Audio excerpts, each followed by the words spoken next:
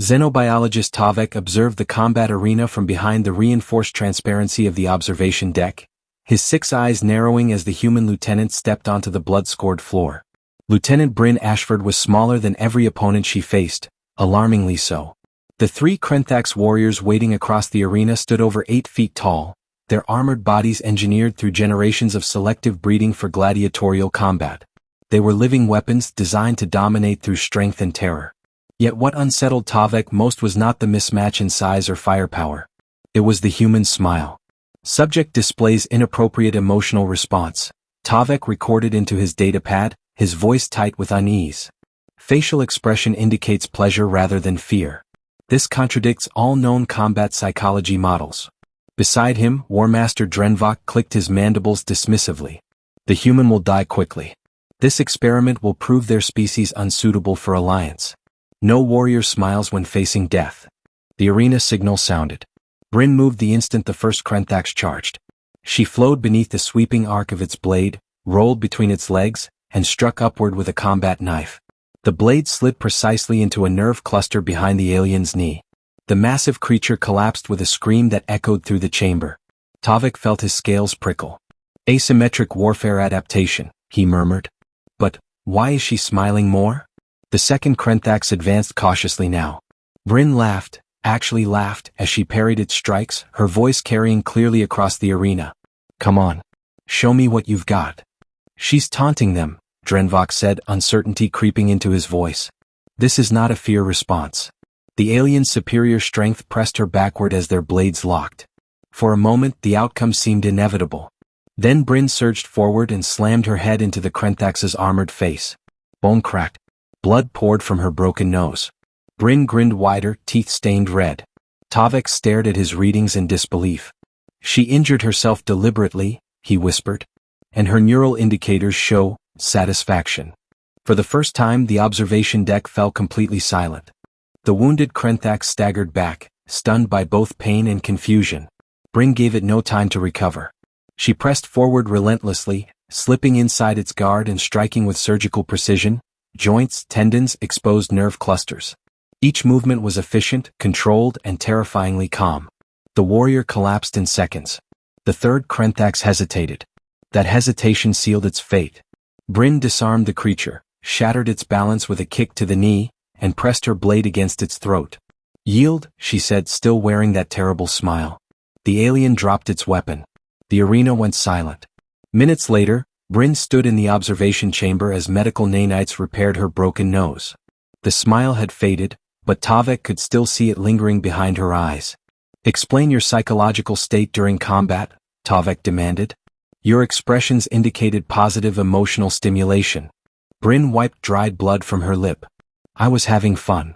Drenvok roared. You faced death. How is that pleasurable? Because I was winning, Brynn replied calmly. Because I was solving the tactical problem, and my body was doing exactly what it was trained to do under pressure. Tavek projected her neural scans into the air.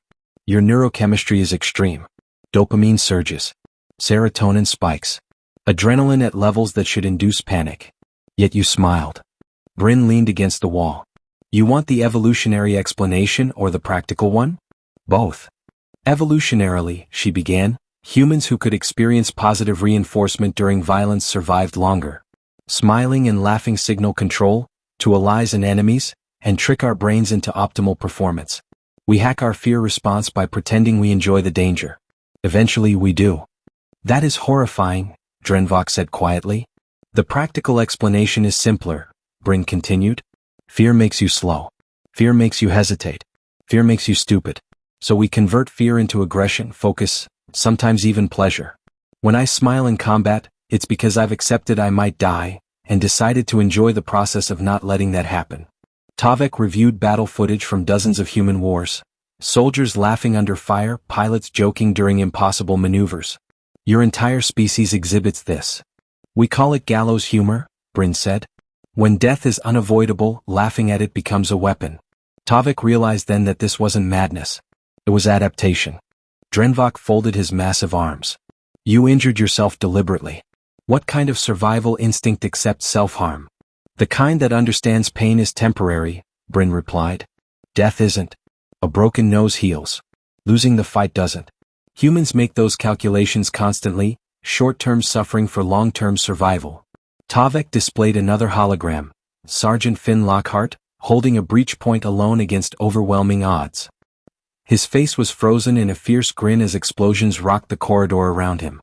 Audio captured him laughing while throwing back grenades, Tavek said. Afterward, he said it was the best 17 minutes of his life.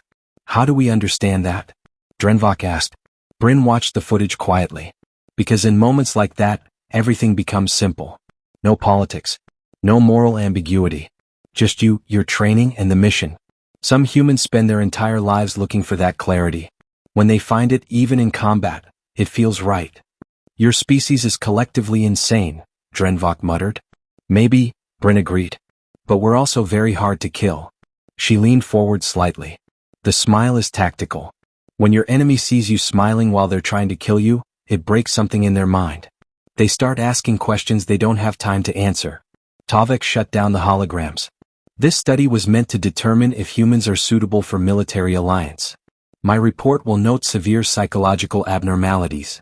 Brynn tensed. However, Tavek continued, I will also note that these abnormalities result in combat effectiveness beyond all projections. Humans do not break under pressure. They thrive in it. Drenvok nodded slowly. The alliance will be approved. But every warrior will be warned what that human smile means. And what does it mean? Brynn asked. It means run, Drenvok said.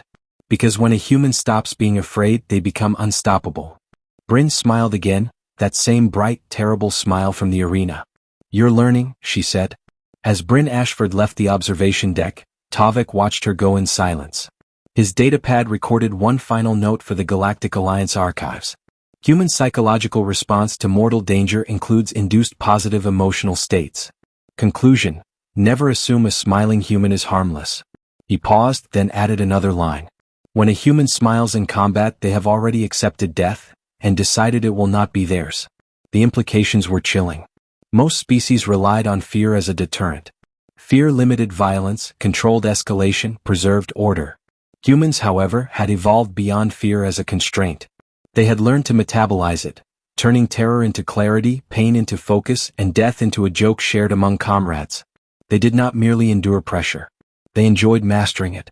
That made them dangerous in a way no projection model had anticipated.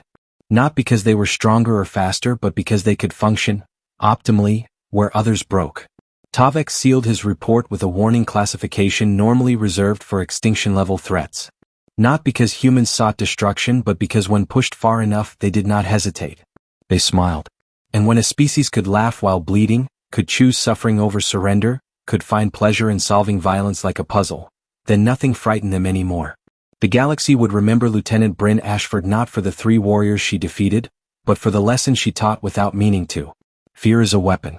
And humans had learned how to turn it inward, sharpen it, and aim it back at the universe.